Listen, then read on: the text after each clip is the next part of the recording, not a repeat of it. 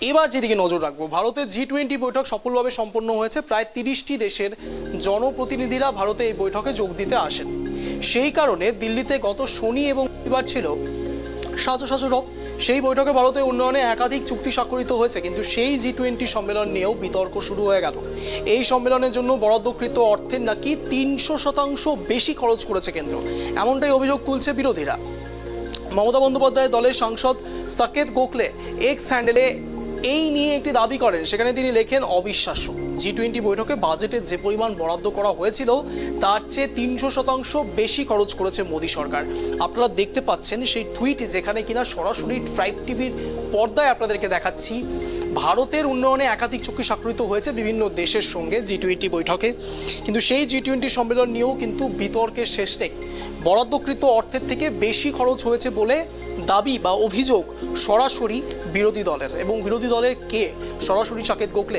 সেই চিত্রই আপনাদেরকে দেখাচ্ছিলাম কিছুক্ষণ আগে ট্রাইব টিভির পর্দায়। তার টুইট করা টুইটে, যা এখন এক্স নামে পরিচিত, সেখানে সরাসরি তিনি টুইটার হ্যান্ডেলে লিখেছেন সেই কথা যে পরিমাণ টাকা বরাদ্দ করা হয়েছিল এই বাজেট, অর্থাৎ যে কোনো G20 বৈঠকের ক্ষেত্রে একটা বাজেট পেশ করা হয়, আপনাদের জানানোর উদ্দেশ্যে বলছি, সেই ক্ষেত্রে সরাসরি সেই পরিমাণ বরাদ্দকৃত টাকা তার থেকে 300% বেশি খরচ হয়েছে বলে বলছে সাকেত গোখলে। আপনাদেরকে সেই চিত্র দেখাচ্ছি, সেই ট্রাইব টিভির পর্দায় সেই টুইটার দেখাচ্ছি। ইউনিয়ন মিনিস্টার মীনাক্ষী লেখি had shared a breakdown of G20 expenditure in a tweet and the total was 4,100 crores। মানে সরাসরি সাকেত গোখলে কিন্তু বিজেপিকে নিশানা করে বলছে যে বরাদ্দকৃত টাকার থেকে কিন্তু 300% বেশি খরচা হয়ে গেছে। প্রশ্ন উঠবে, খুব স্বাভাবিক, তার কারণ এই G20 বৈঠক, আপনাদের স্বার্থে জানিয়ে রাখি, G20 বৈঠক বা এই যে আন্তর্জাতিক স্তরের যে বৈঠকগুলো হয়, সেক্ষেত্রে সব দেশের কিছু না কিছু বাজেট থাকে, এবং সেই বাজেট অনুসারে সেই বাজেট যদি কোনো কারণে ক্রস করে যায় বা বরাদ্দকৃত টাকার থেকে যদি বেশি বেড়ে যায়, তাহলে প্রশ্ন ওঠে সমস্ত অর্থনৈতিক ব্যবস্থার ওপরে। অর্থনৈতিক ব্যবস্থা, তার কারণ এই দেশে বা দেশের বাইরে যে সমস্ত পরিকাঠামোগত যে সমস্ত কাজ হয়, সেই কাজের নিরিখে কিছু টাকা বরাদ্দ থাকে, এবং সেই টাকা আপনার আমার টাকা, ট্যাক্সের টাকা, সেই ট্যাক্সের টাকা থেকে, অর্থাৎ এই বরাদ্দকৃত টাকা আসে কোথা থেকে? তার কারণ আলটিমেটলি আপনার আমার টাকা থেকে কিন্তু ধীরে ধীরে একটা সময় গিয়ে অর্থনীতি তৈরি হয়। সেই অর্থনীতির মধ্যে এই প্রশ্ন ওঠে, তার কারণ বিরোধী এবং শাসক এই দুই পক্ষের যে তরজা, এই তরজা খুব স্বাভাবিক, তার কারণ তারা দুজনেই চায় জনগণের জন্য সেবা করতে, কিন্তু এই জনগণের জন্য সেবা করতে গিয়ে যদি কোনো কারণে এই বরাদ্দকৃত টাকা বা এই অর্থনীতিতে যদি মন্দা আসে, তাহলে সেই ক্ষেত্রে একে অপরকে কাদা ছোড়াছড়ি তো চলবেই। আর এখানে যে বিষয়টি তৈরি হয়েছে, যে G20 বৈঠক, নিঃসন্দেহে এটি দেশের জন্য অত্যন্ত গুরুত্বপূর্ণ, এবং এই G20 বৈঠক সত্যিই অত্যন্ত অনস্বীকার্য এবং প্রয়োজনীয় দেশের জন্য। তার কারণ পরিকাঠামোর দিক থেকে সমস্ত দেশের সঙ্গে আন্তর্জাতিক স্তরে মেলবন্ধন সত্যিই খুব প্রয়োজনীয়। পরবর্তীকালের ভবিষ্যৎ কোন দিকে যাবে ভারতবর্ষে, সেই দিকে নতুন করে এক মাইলস্টোন ক্রিয়েট করে এই বৈঠকগুলি, যার মধ্যে G20 বৈঠক অনস্বীকার্য। আপনারা জানেন খুব ভালো করেই যে G20 বৈঠক এবার ইন্ডিয়াতে হয়েছিল, ভারতবর্ষে হয়েছিল, তো ভারতের একটি বাজেট তো থাকবেই। সেই ভারতের বাজেটের মধ্যে থেকেই কিন্তু বরাদ্দকৃত যে টাকা, সেই টাকা 300% বেশি খরচ করেছে কোন সরকার? মোদী সরকার। কে বলছে? সরাসরি অভিযোগ আনছে বিরোধী দলের নেতা সাকেত গোখলে। সরাসরি টুইটার হ্যান্ডেলে সেই কথাই উনি লিখেছেন, G20 বৈঠকে বরাদ্দকৃত টাকার 300% বেশি খরচ করেছে মোদী সরকার।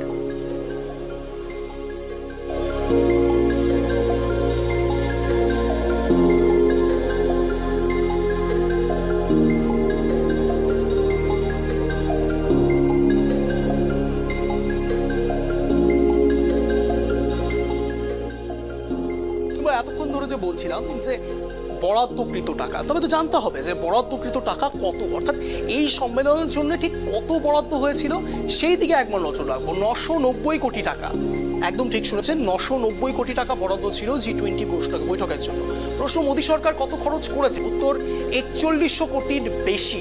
অর্থাৎ যা জানালাম, বাজেট ছিল 990 কোটি, সেখানে খরচা হয়েছে 4100 কোটি টাকারও বেশি। অর্থাৎ আপনারা যদি সহজ অঙ্কটা হিসেব করেন, দেখবেন 300 গুণেরও বেশি টাকা খরচা হয়েছে, যা বাজারের তুলনায় 300% বা 3110 কোটি টাকা বেশি। যদিও এই অভিযোগ নস্যাৎ করেছে কেন্দ্র সরকারের ফ্যাক্ট চেকিং টিম, এই অভিযোগকে মিথ্যে বলে দাবি করেছে। বলা হয়েছে যে পরিমাণের কথা বলা হয়েছে সেই অর্থ কেবল G20 সম্মেলনের জন্য ব্যয় করা হয়নি, দীর্ঘমেয়াদী পরিকাঠামো উন্নয়নের জন্য বিনিয়োগ করা হয়েছে। এদিকে এই নিয়ে সুর চড়িয়েছে কংগ্রেসও।